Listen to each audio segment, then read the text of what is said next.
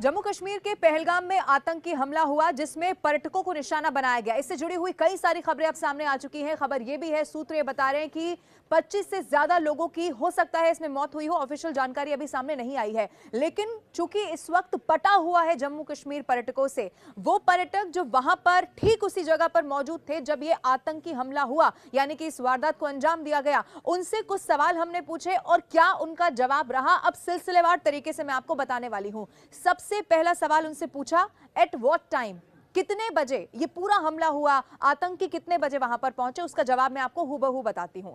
2:30 बजे के आसपास ये पूरा हमला हुआ। आज दोपहर, यानी कि जब हम आपसे बात कर रहे हैं, आज दोपहर 2:30 बजे का वो वक्त था। टूरिस्ट वहां पहुंचे हुए थे और उस वक्त आतंकियों ने हमला किया।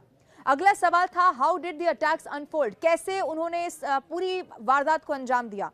उन्होंने बताया, जवाब यह आया कि आतंकियों ने एकाएक पहलगाम में टूरिस्ट स्पॉट के पास आकर गोलियां बरसानी शुरू कर दी।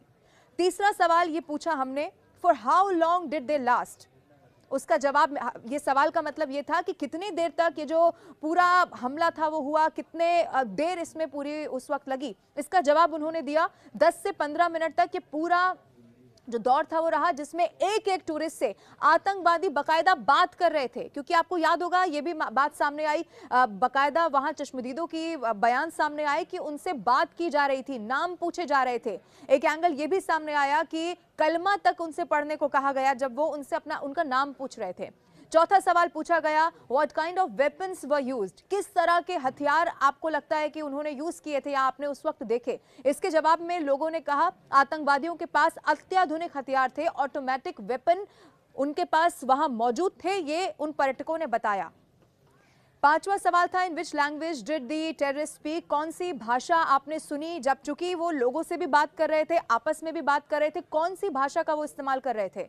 इस पर जवाब आया, आतंकियों ने हिंदी में टूरिस्ट से सवाल पूछा, लेकिन सूत्र ये बता रहे हैं कि वो आपस में पंजाबी भाषा में बात कर रहे थे।